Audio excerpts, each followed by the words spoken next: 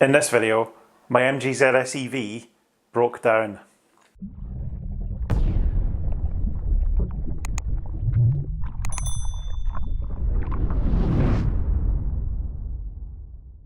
I was a little bit hesitant to make this video. A few months ago I released a 3 months in ownership report on my MG ZS EV where I dared mention that there were a few things that I wasn't quite 100% happy with, mostly around the infotainment system, and those things I'll stand by.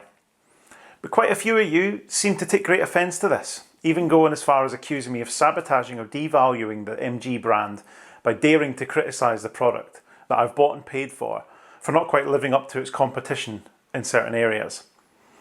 And as minor as these issues might apparently seem to some people, I think some of you would be happy enough if it had a starting handle just because it's just a cheap car. It reminds me a little bit of the tribal nature of some Tesla owners.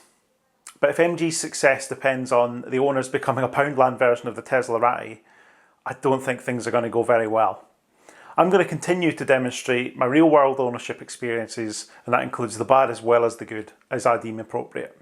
If the brand can't cope with a bit of criticism, it's not going to last anyway, is it? Anyway, here we go.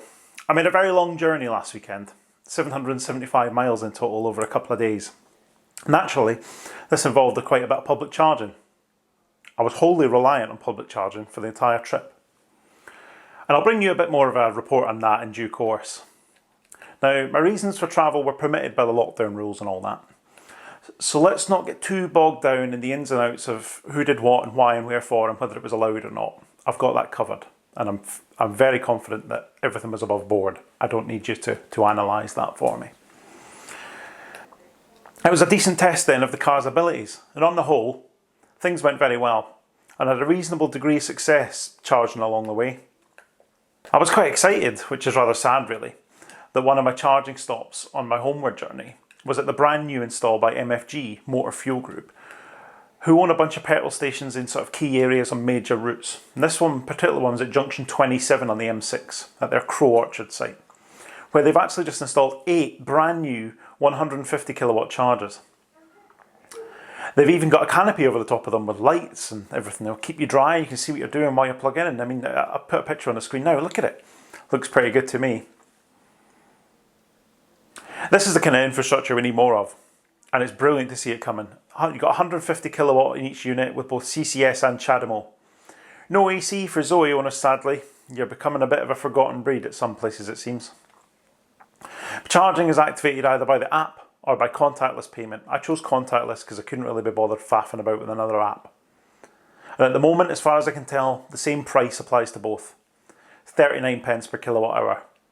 Make of that what you will. I personally don't stress over the cost of public charging, but I know some of you are very passionate about it and think it shouldn't be any more expensive than charging at home and all that kind of stuff. I take the view that the infrastructure needs to be paid for, and that these companies need to have a motivation to continue to roll out this very expensive infrastructure. So I'm not too fussed about how much it costs. It's not like I use it every day. It's fair enough, I think. So we've activated the charger and I plug in and I wait for it to do its thing. Fairly routine stuff. And then this brand new charger surprises me a little bit, and it all goes a little bit sour. It stops, displays an error on the screen, and the lights above the cables on both sides turn red. Now these chargers are made by Swarco, the Swarco eVolt units. They're newer, more powerful versions of what they tend to supply to Osprey. So the user interface and the screen and stuff is fairly familiar. I've used plenty of these chargers before. And I've got a picture of the starting error from the Osprey charger that failed on me a while ago. If you watch my video where I went to Ecotricity and then Osprey, that'll be fairly familiar to you. And the screen here is exactly the same as what was on this MFG charger, but there was a key difference. The retry button wasn't there, so I couldn't tell it to start again. So I unplug, put the plug back into its holder, and then it actually now showed on the screen that it was faulty and it was out of service. Well, that's not good. Oh well, no big deal, is it? There's 7 more chargers here I can try. Surely one of them's going to work.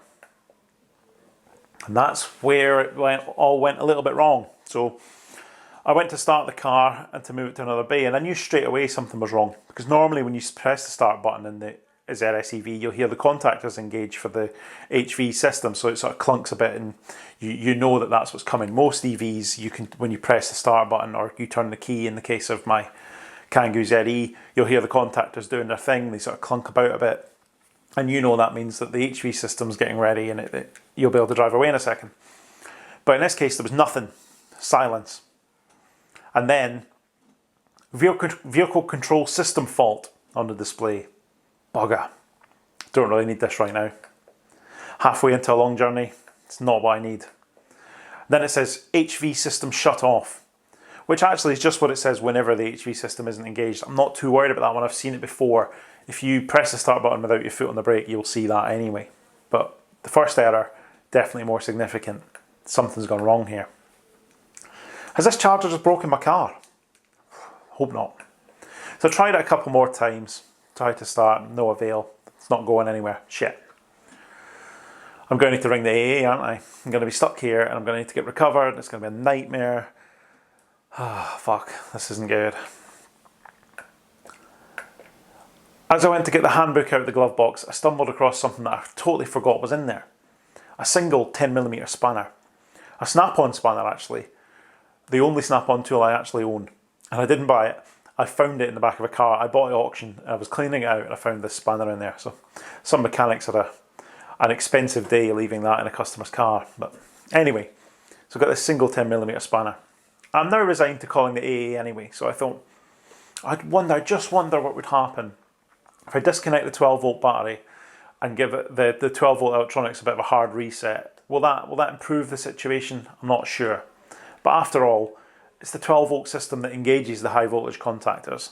And that's what we don't seem to have at the moment. So I guess we'll give it a go. So it's fairly straightforward. You open the bonnet.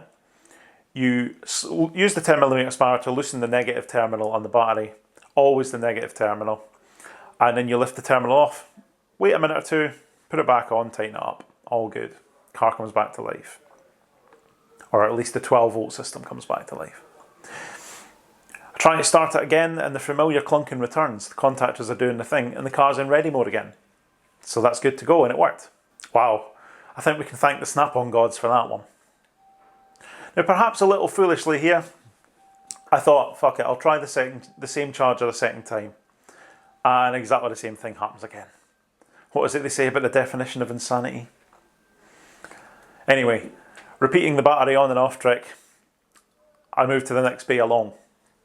Tried again, started charging, no problem at all. Exactly like I expected the first one to do. Brilliant. I was pretty low on charge at this point, so having to move to another site to charge would have been pretty suboptimal and might have involved the big yellow taxi anyway, so I'm glad we managed to get up and running. The charger banged along, 45 kilowatts or so, not the fastest I've seen even on this trip by any means, but at least it worked. It was fairly uneventful from here on in. Charger did its thing, car charged, I could get on my way. Brilliant. So then, what was the problem here? Was it the car? Was it the charger? Was it a combination of both? I don't really know. I don't know what the root cause is here. I would say that the car should probably be able to gracefully handle a dodgy charger, a charger that fails. I wouldn't expect it to just die and not allow you to go anywhere or do anything. But I do wonder if maybe these new units need a little bit of software work. There was a guy in a Tesla Model 3 who left just not long after I arrived. And I noticed that as he unplugged and left, the lights had gone red on the charger he was using too. I don't know if it just got a bit upset when he unplugged or if it had never worked at all or what the story was. Who knows? Maybe it's just some teething problems for these new chargers. I guess time will tell. Now, I'm sure some of you are going to say, was that really a breakdown? Did you really break down? But ask yourself this.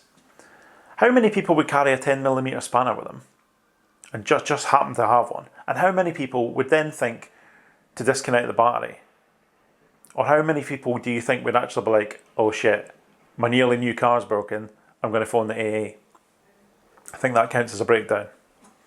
I would strongly recommend if you've got a ZS EV, and actually maybe any EV, put a 10mm spanner in your car. Battery terminals almost always use a 10mm nut to loosen them and tighten them. So a 10mm spanner is a good shout. Obviously check if you've got a different model, but if you've got a ZS EV, it is a 10mm.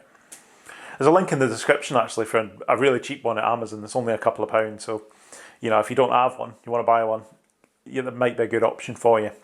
It's not going to be the quality of the snap-on one that I've got, but I'm sure it would cope with the strenuous demand of undoing a battery terminal.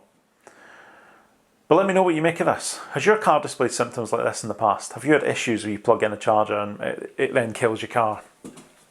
Where do you think the blame lies? Is it the car? Is it the charger? Is it a bit of both? Why is public charging so difficult? These are brand new chargers. I didn't expect to do anything other than plug in, charge my car. At the end of the day, that's not too much to ask, is it?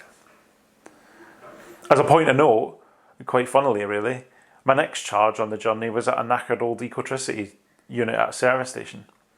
I didn't plan to stop there. I needed to go to the toilet, and I thought, well, rather than continue, it was another couple of miles to my actual planned charging stop at an Instavolt unit. I'll just plug it in here and see what happens. And lo and behold, it worked. It charged, wasn't really any slower than this so-called 150 kilowatt unit. And it was fine, despite being the usual battered, horrible old DBT unit that looked like it was on its last legs. Did its thing, worked first time. I had to call the helpline to get them to stop the charge because the app stopped working, but we'll gloss over that. Hopefully one day it'll be less eventful just trying to get some fuel, eh? Thanks for watching. I'll see you next time.